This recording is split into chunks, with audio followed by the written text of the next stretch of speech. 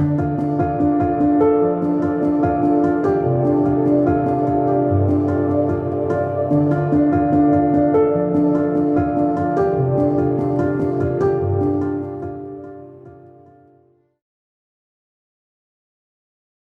everyone, and welcome back to the George Collection. I'm Rachel Rightside Blonde.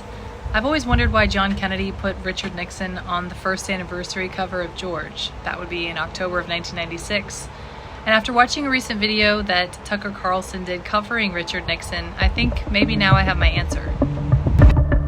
So if you want to understand, if you really want to understand how the American government actually works at the highest levels, and if you want to know why they don't teach history anymore, one thing you should know is that the most popular president in American history was Richard Nixon. Richard Nixon. Yet somehow, without a single vote being cast by a single American voter, Richard Nixon was kicked out of office and replaced by the only unelected president in American history. So we went from the most popular president to a president nobody voted for. Wait a minute, you may ask. Why didn't I know that? Wasn't Richard Nixon a criminal?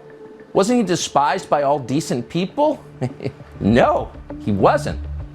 In fact, if any president could claim to be the people's choice, it was Richard Nixon. Richard Nixon was re-elected in 1972 by the largest margin of the popular vote ever recorded before or since. Nixon got 17 million more votes than his opponent. Less than 2 years later, he was gone. He was forced to resign, and in his place, an obedient servant of the federal agencies called Gerald Ford took over the White House. How did that happen? Well, it's a long story, but here are the highlights, and they tell you a lot. Richard Nixon believed that elements in the federal bureaucracy were working to undermine the American system of government, and had been doing that for a long time. He often said that. He was absolutely right. On June 23, 1972, Nixon met with the then CIA Director Richard Helms at the White House. During the conversation, which thankfully was tape recorded, Nixon suggested he knew, quote, who shot John, meaning President John F. Kennedy. Nixon further implied that the CIA was directly involved in Kennedy's assassination, which we now know it was. Helms's telling response? Total silence. But for Nixon, it didn't matter because it was already over. 4 days before, on June 19th, the Washington Post had published the first of many stories about a break-in at the Watergate office building. Unbeknownst to Nixon and unreported by the Washington Post, 4 of the 5 burglars worked for the CIA. The first of many dishonest Watergate stories was written by a 29-year-old Metro reporter called Bob Woodward. Who exactly was Bob Woodward? Well, he wasn't a journalist. Bob Woodward had no background whatsoever in the news business. Instead, Bob Woodward came directly from the classified areas of the federal government. Shortly before Watergate, Woodward was a naval officer at the Pentagon. He had a top-secret clearance. He worked regularly with the intel agencies. At times, Woodward was even detailed to the Nixon White House, where he interacted with Richard Nixon's top aides. Reviews with the legendary journalist Bob Woodward conducted across the outbreak of the pandemic and through the 2020 campaign. Woodward secured more time with President Trump than any other writer. 20 interviews across that stretch, Trump sometimes making the calls, something he apparently now regrets. The former president is suing Woodward, we should note, over publishing these interviews that he agreed to. Many legal experts say Trump would be likely to lose based on the current law. Now, Woodward published the interviews in his latest book, The Trump Tapes, which provides reporting to support his assessment that Trump is a unique, unparalleled danger to the nation.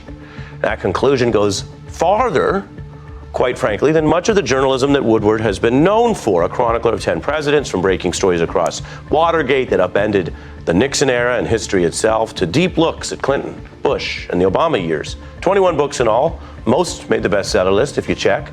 2 Pulitzer Prizes, and I want to tell you up front, this special we're doing tonight is built around Woodward's reporting.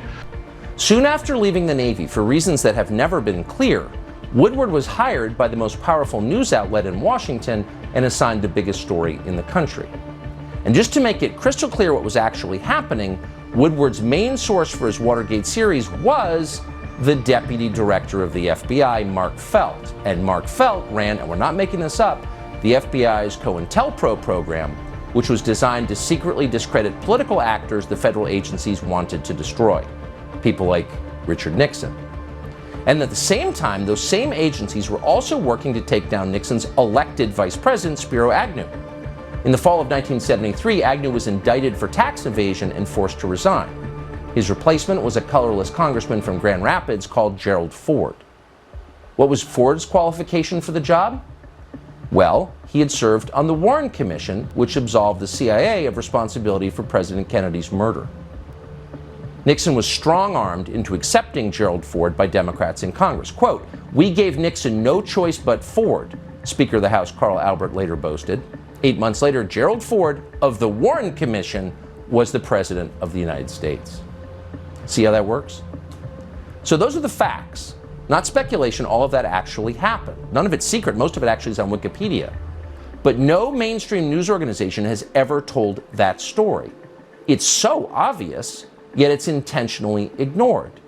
And as a result, permanent Washington remains in charge of our political system. Unelected lifers in the federal agencies make the biggest decisions in American government and crush anyone who tries to rein them in. And in the process, our democracy becomes a joke. So is there more to the story when it comes to Richard Nixon, or is what we were told the full truth? What do you think?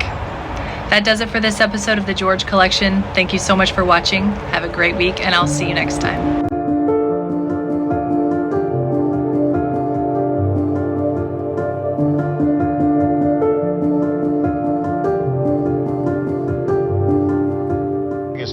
George, which is a hoot of a magazine. I thought you were a lawyer.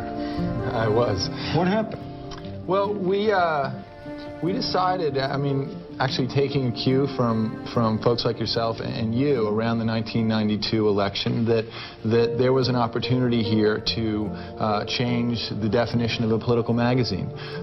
Certainly the way Americans were accessing information about politics and politicians was changing.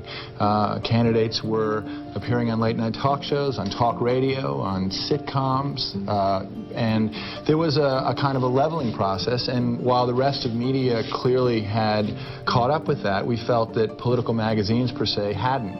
Your mother was a hell of an editor at Doubleday. That's what I hear. Would she have liked George? I think she would have.